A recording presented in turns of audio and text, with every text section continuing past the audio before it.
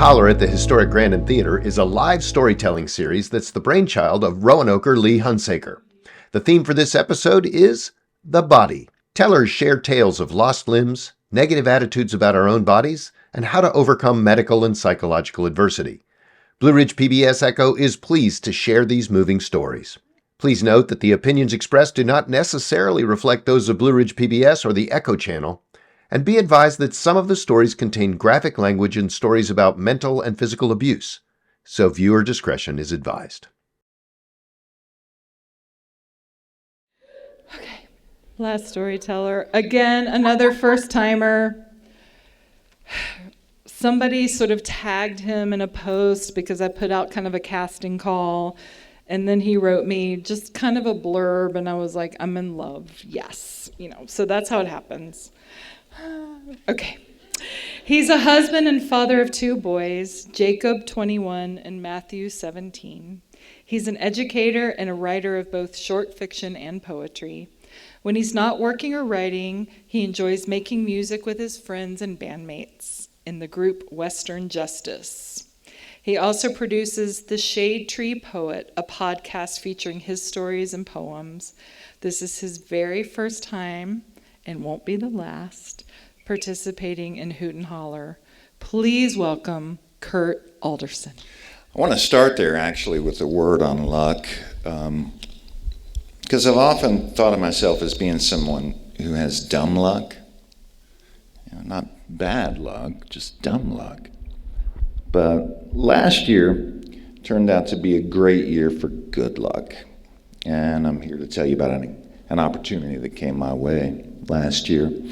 It started over breakfast with an old friend of mine, a guy I've known since I was 5 years old, and someone who I love very dearly, and who is really more like a brother than a friend. He had not had great luck, and that's really putting it mildly. He'd been fighting colon cancer, stage 3 colon cancer, for about 5 years. You wouldn't know it to look at him. I mean, he'd weathered everything. He'd been through like a champ, and he'd been through a lot. And he beat it. He beat colon cancer, only to find out that the cancer had moved to his liver. And his doctor explained that a transplant was not an option for him. In fact, whenever cancer was present, that's just not a procedure that anybody did. So you can imagine that drive home. We've shared a lot through the years, my buddy and me. We dated the same girl, not at the same time, but we did.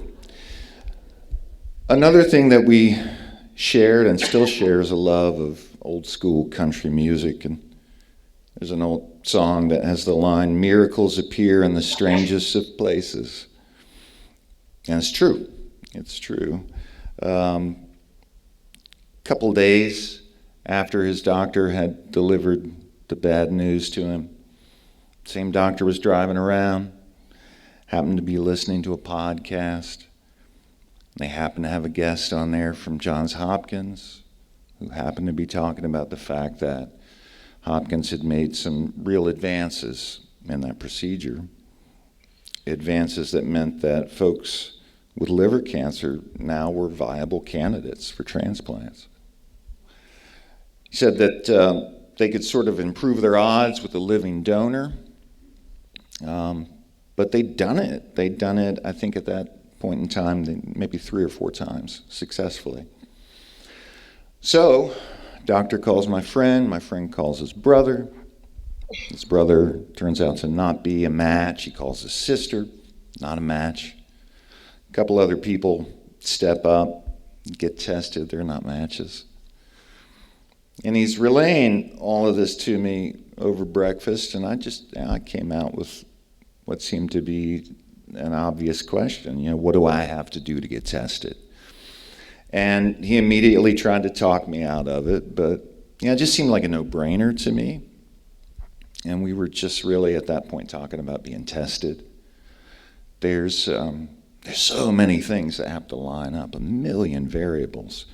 and there was, a chance that I wouldn't be able to come through for him. Plus, we both knew about my long-standing love affair with the drink. And I told him, I said, man, they may get one look at my liver, decide it looks like potted meat, and game over. That's not what happened. Took a trip to Baltimore. The first one was to meet the transplant team. They screened me for competency and soundness of mind. And I pulled it off.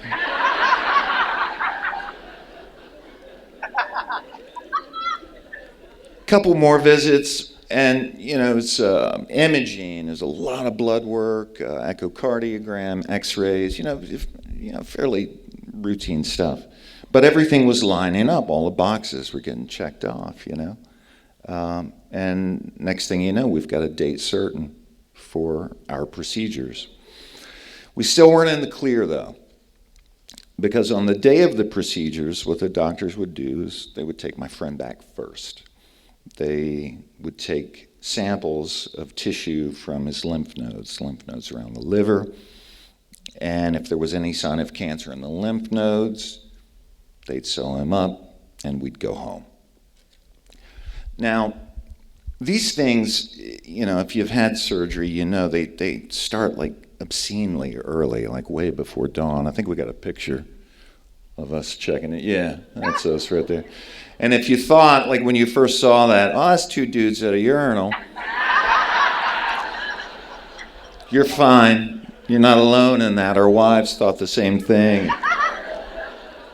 That's why they snapped the pic. But those are kiosks. And so we finish checking in. We get prepped and everything. My friend goes back. And while I'm waiting, I fell asleep. I'm not a morning person. It was early. But they woke me up to give me the good news that the tests had come back clean. And they said there was a little celebration that had erupted in the OR when the surgical team got the news. So down the hall I go into my ER, bright lights, stainless steel everywhere. Also a party vibe in there too. I mean, it was a joyous thing and a lot of smiling faces. I was smiling. And they administered the anesthesia. I drifted far, far away. And they got to work. They tell me the procedure was long. That's what they tell me. And they ended up removing like 60% of my liver. I mean, it took two hands to like lift the thing out. I've got video, everything. But the liver it's a crazy organ. It's the only organ in the human body that regenerates. Kind of like a lizard's tail, And so 8 weeks later, I was whole. I was fine. The surgeries, both his and mine, just went without a hitch. We spent about a week in the hospital healing up, walking the halls and stuff, eating Jell-O. Another week in the area, in the Baltimore area, just in the event that something funky happened and we had to go back, but it didn't. And so then we go home. One thing I learned about my friend through this process, now again, I've known him since I was 5, right? I thought I knew everything about this guy. I found out just how private a dude he is. I mean, I haven't used his name, right? So I say that so you'll know that we really kept everything on the down low. There just weren't a lot of people that knew about it, what was going on. And when we got home, that had changed. We live in a kind of a small community, and word had gotten out, and that was fine by us. Since that time, this was September of last year. Since that time, I've had a number of folks come up to me and ask me about the experience, and I'm always happy to talk to them about it for a few reasons. First off, this is brand new stuff, and I think it's important that people know that folks with liver cancer can now receive transplants. It's a thing, I also like to talk about it because I know that it was a real life miracle. And I watched it, and I got to be a part of it. And I'm very, very grateful for that. And it's just something that it's very meaningful to me and very uplifting. That's a word I use a lot, uplifting. So I like to tell folks about it for that reason. And it never fails. This is another reason I like to tell a story, because it never fails. When I tell a story, somebody will say, well, I couldn't do a thing like that. I don't think I could do that. And I try to gently challenge that position, because I believe that our capacity to serve one another in the spirit of love, that's something that runs deep in all of us. I mean, think about all that you've seen tonight. I think you could, yeah, for real.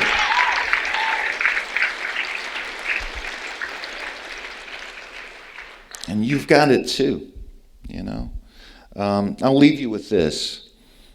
If somewhere down the line, let's say an opportunity comes your way and it's something that is maybe just a little bit outside of your comfort zone, maybe a lot, remember tonight. Remember the stories and the strength and the courage that these folks have displayed. And rather than allowing doubt and fear to send you running in the opposite direction, if that opportunity comes up, give it some thought, some thoughtful consideration. Because odds are you're capable of a lot more than you may realize.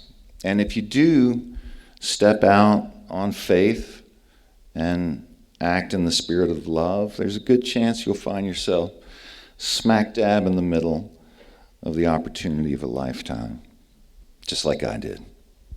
How lucky is that? Thank you.